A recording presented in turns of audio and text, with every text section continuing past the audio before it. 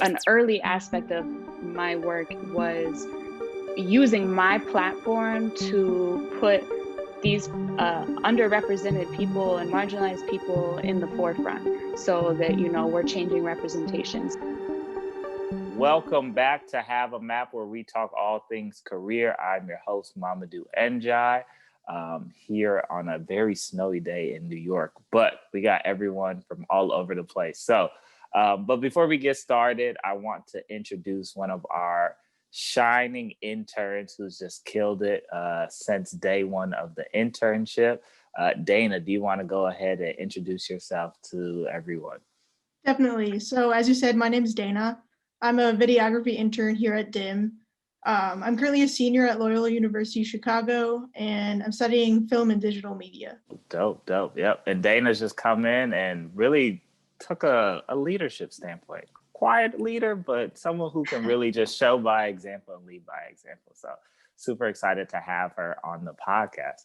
And today we have our guest, Sugar, who was introduced to me through a mutual friend, Ellen, who was also on the podcast as well. So she was like, hey, you should reach out to my friend Sugar. She'd be great for our podcast. So Sugar, what's up? How you doing? How's it going? What's up? I'm Sugar Milk, A.K.A. Haley Scott. Yeah, I'm doing good. How y'all doing? I'm happy to be here. I'm excited. Me too. So just to jump right into it, right? What is it that you actually do? I'm an artist, which I feel like is very vague and open-ended, but I'm an artist who has a focus in photography, I would like to say. I don't like to it's so weird. I don't like to call myself like a photographer straight up, even though that's what I do and that's my career, just because I don't want to be a person with a camera. I'm an artist, so the camera is my paintbrush. But yeah, I'm a photographer, artist, influencer, personality, all of that. So very, very cool. And we're so excited to have you on. We've seen a bunch of your work and it's amazing. And I'm going to kind of let Dana kind of take it from here and start with some of our questions for you. Yeah, so I guess to start us off, what does your kind of day-to-day look like? Does it vary? Is it consistent? Well, should I answer that for pre-COVID or should I answer that for COVID? We can start with pre-COVID. Okay, pre-COVID, well, and either way, either side of the coin, my day-to-day is never the same. Like I have zero routine, which is pretty stressful being a freelance artist. But before COVID, it was some days I'm on a flight to step off the plane to go to a shoot, or I'm spending all day long editing video or photos, whatever I'm working on. Or another day-to-day could be like I'm having I'm having meetings with potential clients, networking, social events, just kind of, it's never the same day to day. It's always something different. So I'm always moving. I was never sitting still before COVID. I was always shooting. I would have 3 shoots a day sometimes. Usually in a week, I would have at least 5 to 6 shoots. So whether that was like 3 in a day or like spread out, and then editing in between. So kind of never a break, because when you have to shoot and work that much and travel that much and everything, you're editing in your off time, which is when normal people would be eating and sleeping and having friends. So that work? That's so real. Yeah, no, that's real. And talking about post or now within COVID, right? Like, what have been some of those adjustments? Well, it's been so hard because my job literally relies on people. I mean, what I shoot and like what I focus on is people. Like I shoot editorial photography, kind of like magazine style vibe, like putting them on like the highest pedestal we can, even if we're just linking for like 10 minutes. But it's hard because when the virus takes away your interaction with people, like that kind of leaves me out of work on small scale and large scale. Like I would usually have like NBA games or a huge concert or something in between an event, like Nike, something to do in between these like editorial moments with these people. So then when everything's gone, like eventually with closer circles, I could start linking with people again, but those are people that you have like a legitimate relationship with, not just random people. So um, I've had to change a lot in what I do, um, and find different ways to make money. So that's been very difficult. I've been back to my starving artist days, but a lot of editing, even catching up on old work, kind of like doing some of the other stuff, like just creating and drawing and whatever to keep my inspiration going. But yeah, it's been interesting during COVID. So you touched on it a little bit, but you mentioned how you might feel a little bit more restricted with COVID and you don't have as much room to kind of do what you want to do. So is there anything you do when you're kind of lacking that like creative inspiration? Um, well, I feel like my answer is not an inspirational answer. My real answer is I really like to play Fortnite. And I love to play with my dog, like he's literally here in my lap right now, sleeping. Sorry, I just woke him up. But so it's one or the other. I'm super couch potato and I'm just kind of like playing my video games, kind of like passing time, whatever, or I'm doing the opposite. I'm taking an adventure with my dog, and that's great because I gain a lot of inspiration. Like I get my inspiration from just living life. I'm not really the type that gets inspiration from another artist. I just get my inspiration from what speaks to me. So when I do something active like that, getting out, seeing things, breathing the air, smelling the smells, all of that stuff, I get really inspired and can daydream to want to get back to creating. And then that I can take back to my home or small scale and build a set, create, something like that. Does that answer the question? Did I go really far off? No, that was perfect. Okay. No, you're doing a great job. Okay, I'm nervous. It's all good. You're crushing it. Don't worry. One thing I want to know is for you, right? And it can be so hard. People always ask, like, what are your favorite projects that you've ever worked on, right? Um, and you've done a lot of dope stuff. Even I saw like some stuff that you were doing with NBA All-Star, which probably was a crazy weekend and super, super busy for you. But for you, what have been some of your like favorite projects? Maybe it's not one, maybe it's multiple, but for you, like what projects really stand out for you in your portfolio? Yeah, one that comes to mind probably because it's like right behind me is this shoot with G Herbo and his son.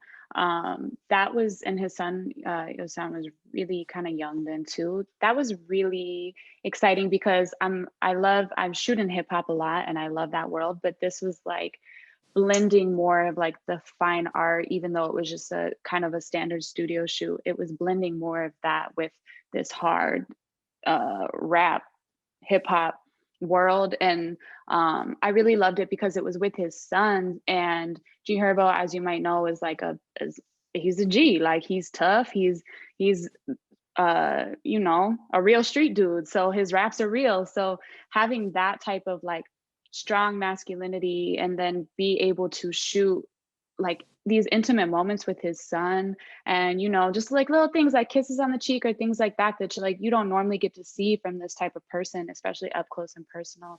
I really enjoyed capturing that, and I felt like those images were really important and the type of thing that will like live on forever. And a lot of like merch came from that, so it's cool. I get to see my photos around a lot. And then I would say like on the opposite scale, I was hired a few years ago to go to Poland and photograph the Pope, Pope Francis. So that was like Oh, a wow. whole, right, like that was like a whole other like up close and personal with this super set, like what? So I did like this 2-week pilgrimage in Poland, like through the mountains, through the city of Krakow, like everything. And like it was revolving around this thing called World Youth Day, which is like this huge pilgrimage with like every country. I think it was like 183 countries represented. And the Pope like goes to it and speaks at it and everything. But since I was hired to photograph him and be press for him, I was like this close, like at these events where you look around and it's literally millions of people and you are just this one little jelly bean right next to the Pope of all people. So that was really exciting. And the travel surrounding that was life changing, like drinking from a spring, from a glacier, and like random lambs in the forest. I don't know, like it was amazing. So like opposite ends, but great times.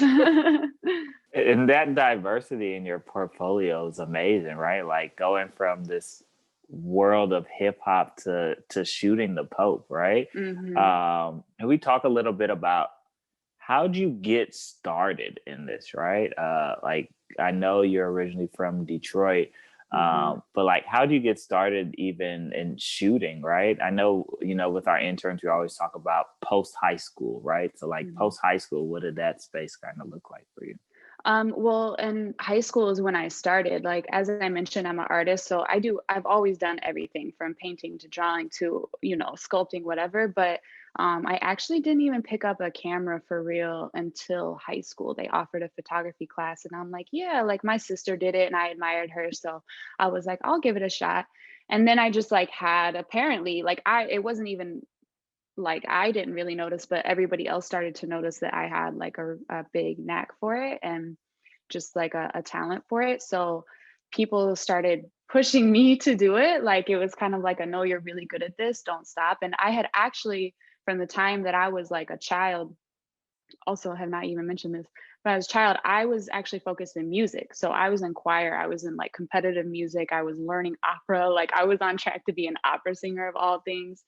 Um, and then when I picked up the camera and I kind of fell in love with that, it was like, this made more sense because as an artist, like while I loved using my voice and like singing and like things like that, I was expressing somebody else's art and somebody else's message. And I really wanted to be able to communicate my way with my message. So photography was a way that I was able to like communicate. Like I have a lot going on in my head. I'm an artist. So it's like there's so much in me that I can't put in words still, So the camera helped me manipulate reality or capture reality in a way that helped me communicate or try to, or like have somebody get on that level. So that being said, I started doing it a lot and enjoyed it, but then people started paying me for it. Like I got hired for my first wedding to shoot when I was 17, a junior in high school.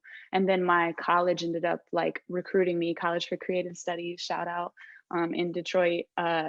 They recruited me when I was going into my senior year and offered me a full ride on this like special program. So I was like, yeah, absolutely. So in college, I'm at one of the greatest art schools in the country, thank God, and I'm being taught so many different things. Like our fundamentals, like we didn't have math or science. We literally had drawing and painting and wood shop and like things like that. So I was like fully immersed into creating and understanding what it means to create and all of these things like in a like scholarly level as well as an experimental level. So me being who I am and already having worked like for money essentially when I was still in high school for it, I kept that freelance like train kind of pushing. Like I would reach out to brands that I liked and it helps that like I also modeled when I was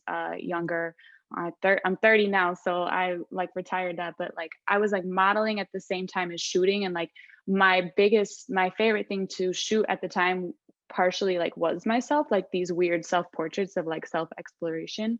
um so I started reaching out to brands being like, yo, like if you want to give me some product, I'll give you some photos, and I would usually just shoot myself or shoot my friends, etc. And that kind of got the ball rolling and like, oh, this person's like a working photographer, like this what they do, you know and let me backtrack. I'm so sorry. I mentioned music because music was my whole life. So all of my friends were musicians. Like I've always dated the band boys in high school. And then like I had so many friends in hip hop in Detroit and just music in general, indie bands, everything. And those were like my people. Like that's who I knew. So I was always photographing them. I was always at their shows. I was always hanging out with them anyway. Like we're hanging, smoking, chilling at the crib. Like, yo, let's do like this editorial photo shoot. Like, we don't got nothing else to do. Like, let's make this look like it's supposed to be in like Vice magazine or something like that and just shoot. And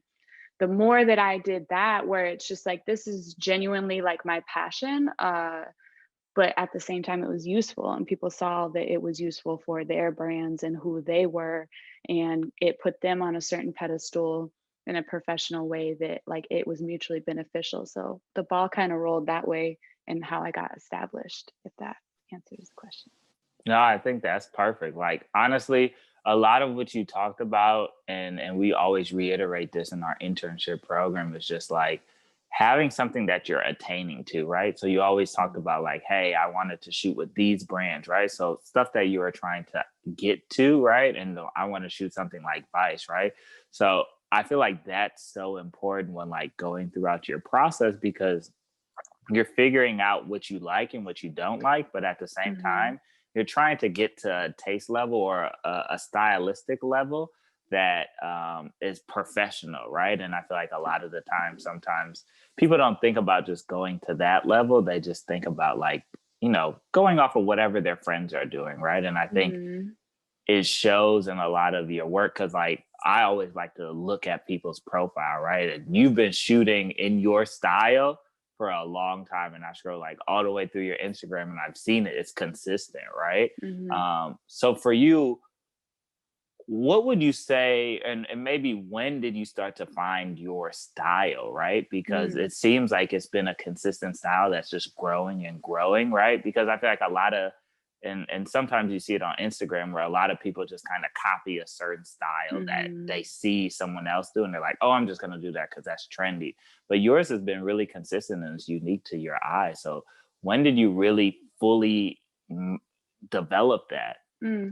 I like this question because style is like your personal style is one of the most important things to being an artist and to being somebody that stands out. Like that's something that we were even taught in college, was just like if you don't have your style, like your trademark style, you're not going to be known or successful, not for real, you know, like because like you said, everybody's copying everybody else, and it's just not genuine. So part of how I benefit is that I've been shooting since before Instagram even existed. So I was already like working on developing my style and what it means to me.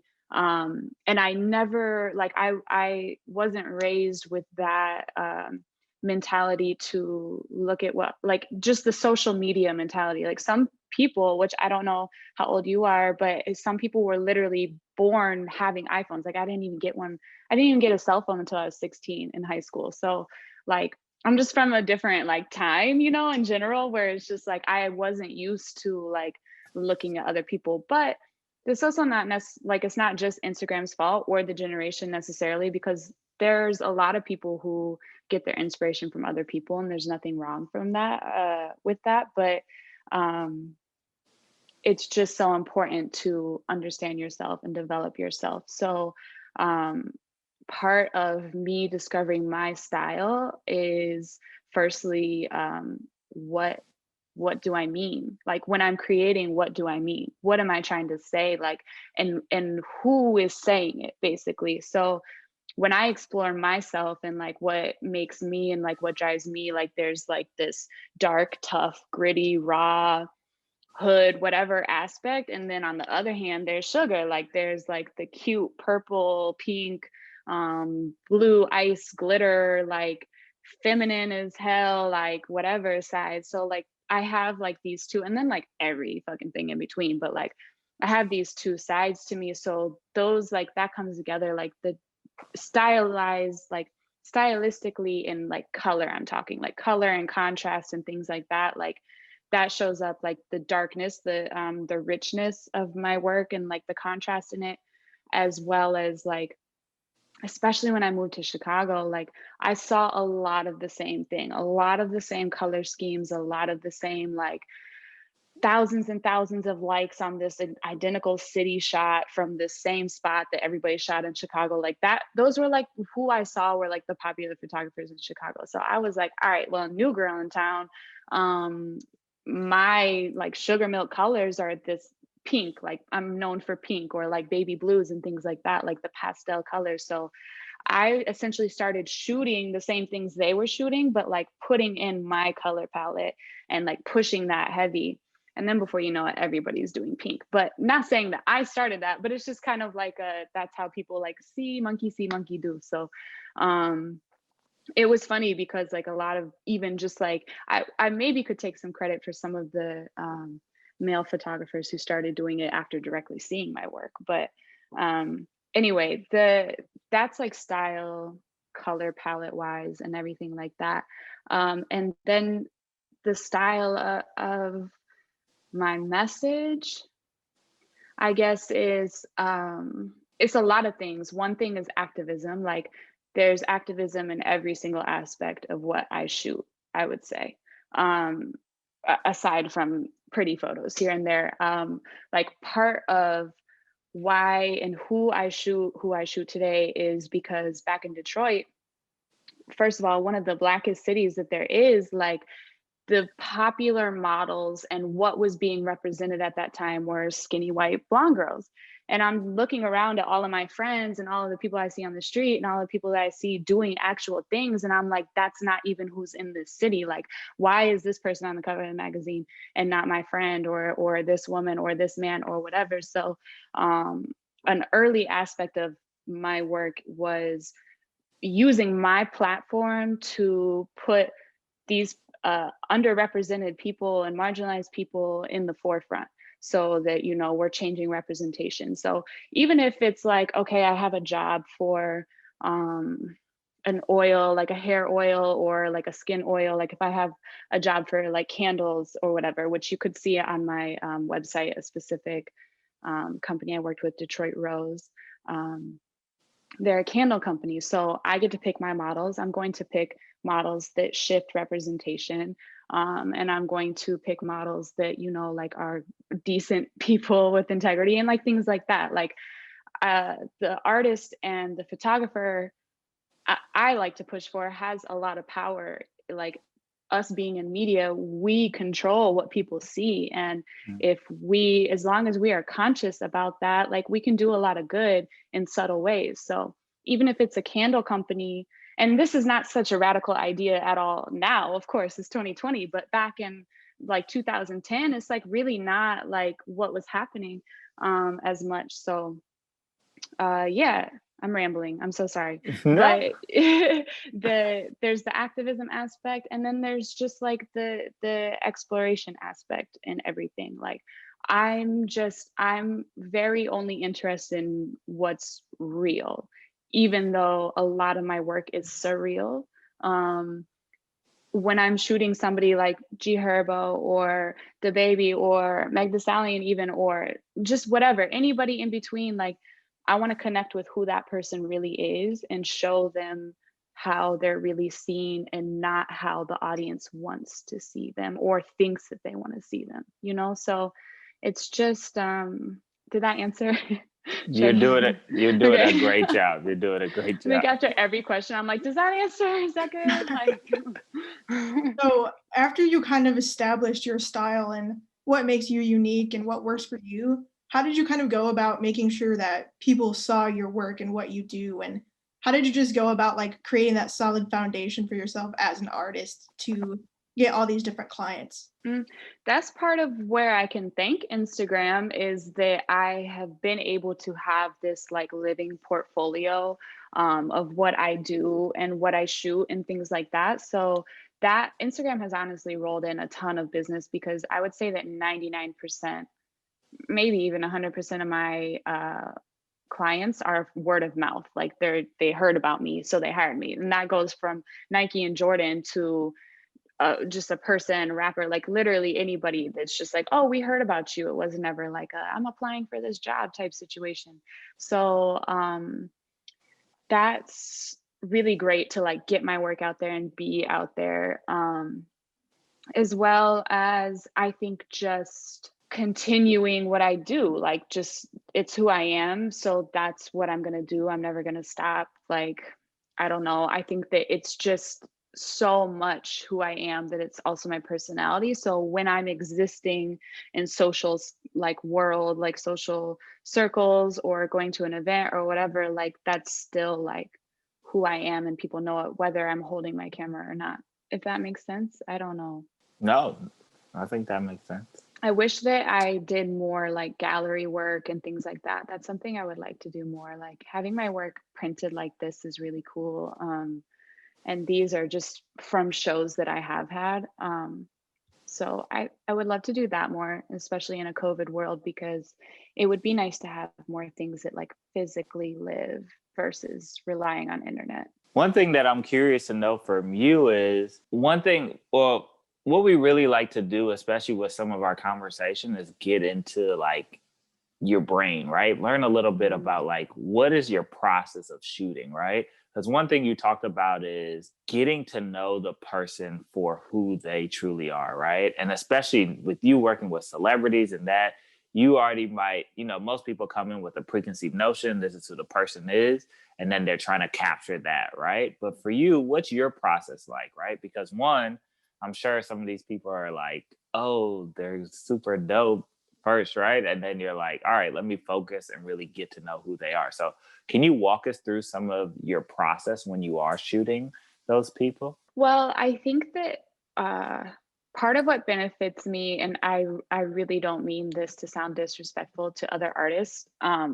It's more so just a comment that I am just very aloof in my life. And as I already mentioned, I don't really like seek out getting inspiration from other artists. And that kind of goes for everything. Like if I find music, I just find it. If I find an artist, I just find it. Like it's not anyway. So a lot of times I actually don't know who the person really is until I meet them. And that's not the case for these bigger celebrities and uh, athletes and things like that, but sometimes it is. And that's kind of like the way that I walk into it, even if I do know who they are, is that I don't know you. And we're just here because we are working together, we're collaborating. So in my head, I'm like, we're low key on the same level. I know that we're not, especially if it's like, all right, I'm shooting Meg the Stallion, like I'm just over here in the corner. But like, I still come in with that, like, yo, we're all here for the same purpose and we are all here in the same room together. So like we're obviously on some type of level. So in my head,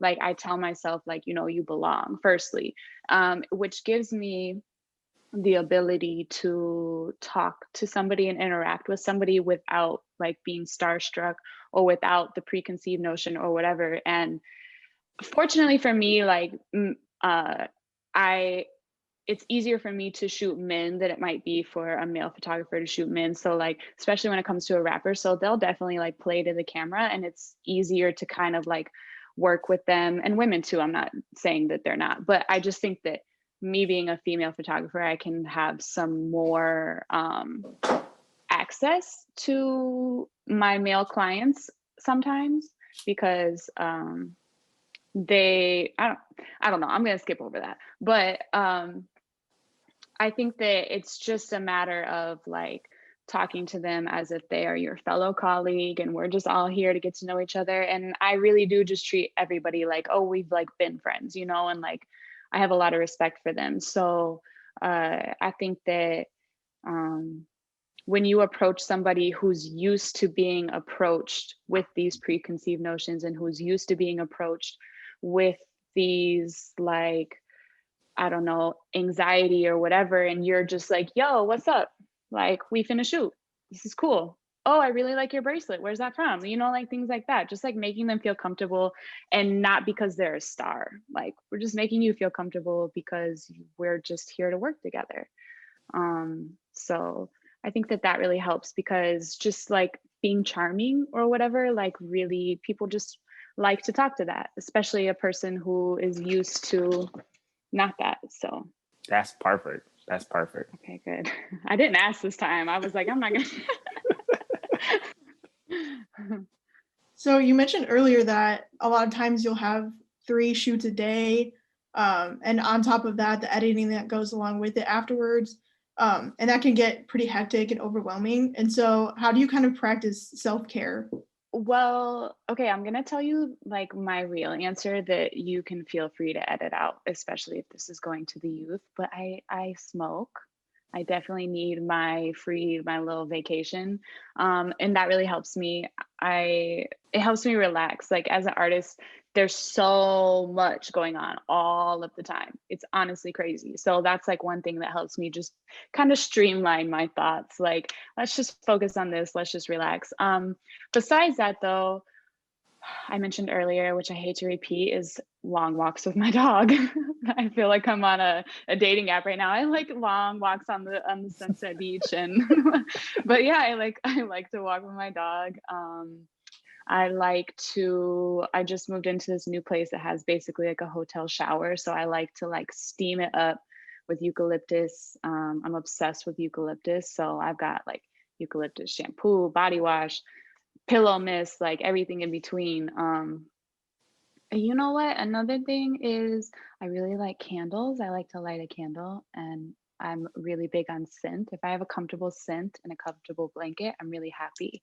But I'm actually kind of not great at self-care. I'm gonna be very honest. I'm definitely the type of person who puts everything and everybody else's needs and everything else before mine, and then I really often neglect my own self-care, which is not good. Like the do not what is that expression, do as I say not as I do, or whatever. Like Mm-hmm. I wouldn't suggest this, and it's something that I'm looking for an answer for, and I have to be much more proactive. But it's also kind of like weirdly a reason why I'm a photographer too, is because like it's all about you, you know, like it's like, yeah, it's about me because like I'm the artist who creates it, and I'm very big on my respect as an artist, but like at the same time, like it's for you. Like we're doing this for you. It's for you to have this platform and this pedestal, and to look your best and all of these things. So I'm really not used to thinking about myself. So I kind of have like little quick band-aids and quick fixes, but long-term self-care, I should get better at. I would love to get back into yoga because that cleared my mind so much. Like when I was 24 doing yoga morning and night, I think I could have done anything in the world. So I should get back to that. Love that. That's a great answer though, because I think it's an honest assessment, but then I always talk about self-care as like a journey, right? Like it always is constantly changing. And, you know, for me, I'm 28, but, you know, when I was first in college and I went to school in Chicago, like nobody was talking about self-care. So like for me, this is a very new thing, right? Where it's like, all right, you know, you do this like freelance life, and you're an entrepreneur and you're just figuring stuff out. So self-care has to be something that just kind of you figure it out as it comes along, right? And sometimes it's not going to be perfect, but you're going to try and do what you can to really take time for yourself. And I feel like for me, long walks is always something that's really great for me. So I can just kind of like get in my head, listen to music, and really like just get in the zone. So I relate to that a lot. What else do you guys do for self-care? Dana, what do you do? I also have been into going for long walks, but it's getting difficult now just because it's freezing out. So I need to find something new, but sometimes I'll throw on a face mask. I'm also into candles. But I definitely agree with you about it's easy to like kind of neglect yourself as far as self-care, just because, especially during COVID, because like there's no separation from work and home. And so you're kind of just like, well, my desk is right here. I should be doing work. But yeah, I think it's definitely important to kind of sit down and just figure out some ways to practice self-care. Yeah. Definitely. I need to like carve out an hour. Yeah. And something, but surprise, surprise, I'm horrible at time management. You're all good. So kind of wrapping up, right? For us, and we talked about this earlier, right? But for you, what is maybe a song, an artist, or maybe there's an album that kind of speaks to who you are currently, and things that you're dealing with or things that you're going through. So maybe there's a song, maybe there's an album you've been listening to where you're like, yo, this is just me and this embodies my mood, which is a very hard question. So I'm going to ask you, a Sugar. very hard question. Yeah. Can somebody else go first? Are you going to ask other people? Dana, do you want to go first? For sure, I can go. I don't know that this artist maybe like speaks to who I am, but I feel like Dua Lipa has just gotten me through the whole semester. I think her music is just a great like pump up mood. Like it gets me productive, and I just think she does a great job of like maintaining her own style and keeping like musical variability also in the album. So I've been really into her lately.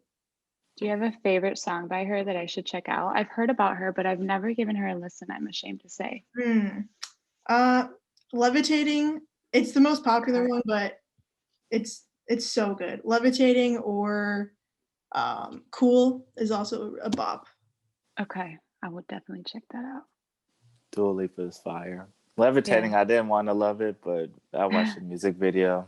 That's the one with the baby, right? I've never seen the music video actually. Oh, I think so. Pretty sure. Hmm.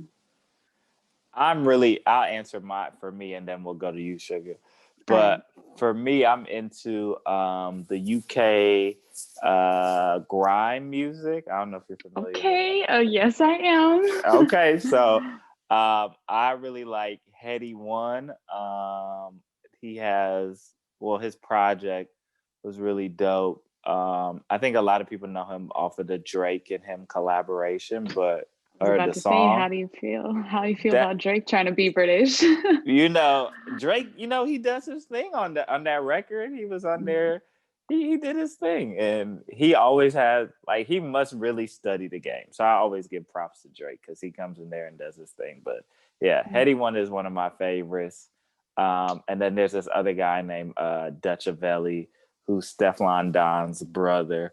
So he got a whole like vibe going. But yeah, those are my two favorite people right now. But nice. Okay, for me, I'm gonna start with mainstream. I really love Lil Baby, like a lot. I'm not really sure what it is, but I'm kind of obsessed with anything that he's done that I've ever heard. So, for whatever reason, I love him. I think that he's our greatest radio rapper currently. Uh,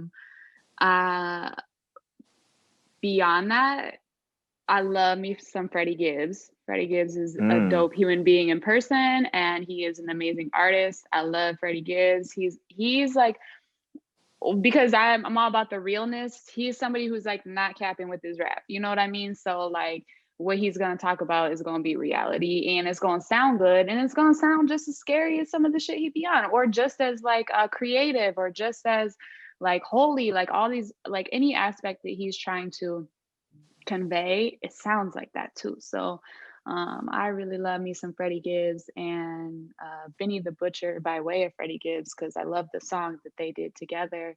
And so I got into Benny the Butcher off of hearing that, and he's decent as well. And then like something that speaks to my life, I'm not gonna give too much context, but some listening homework if you haven't heard it. It's actually by Ray Charles in his younger years, and it's called Don't Know Why. And it's just like basically like I don't know why I love you type song. But it's just like, I mean, I love my Motown and I love my oldies, so like I had to throw that in there too. But it's just a very, very passionate, amazing song that I have found myself like crying to, but like screaming at the top of my lungs. So yeah, that's my answer. I really love that diversity in song in artist selection. He went from Thanks. Little Baby to Ray Charles. That's fire. That's dope. That's really dope. Thanks. Kind of like my work. It's Yeah, very all into the spectrum here. that's so Everybody's cool. included. And that really just talks to like just off of this conversation, like really understanding you, right? Like and I think that's one thing that is so fascinating when you have these conversations with these people who are killing it in their careers, right? Mm-hmm. They always talk about it's me just being me, right? And the Mm-hmm. sooner we get to that point, I feel like, of being comfortable with just being yourself, the more that you Mm-hmm. really fully immerse into like your purpose and your calling, right? I'm very Mm-hmm. spiritual and truly believe that everybody has a purpose. And once you live fully in that, everything is just gonna kind of come aligned and come into fruition for you as a person. Mm-hmm. So I love Amen. that. And The most important thing is individual thought, like free thinking. It is so important. And everything that we have today is trying to get us to not be that way. Like we are in the TikTok era where everything is identical, and even Instagram or just whatever. So everything is trying to distract us from just us tapping into us. And it's so important. It's so important, from politics to art. Dana, any last question before we wrap up? I think that about does it. Well, Sugar, I just want to thank you so much for being on the podcast. Thank you for having me. I appreciate it so much. Like, and one thing we like to do is give everybody their flowers. So we always give everyone a round of applause on the podcast. Oh, It's just one thing we love to do. See, look, everybody like it. So, well, thank you guys so much for having me. It's been really fun. My first Zoom. And my first Thank you so much for coming on. It was a great conversation. Of course. Yeah. Well, where can people find you? We always like to shout that out, and we'll put that when we edit the video. So yes, my Instagram is at Sugar Milk, so with 2 Ks, so SugarMilkk, and my website is Haley Scott, HALEYSCOTT.co, not .com, .co, which needs to be updated, but they've got some decent stuff on it. So well, we'll send people your way. Awesome. We appreciate it. So thank you everyone for listening, whether this is your morning routine, afternoon routine, or the routine you have before you go to sleep. We are out. Skirt, skirt.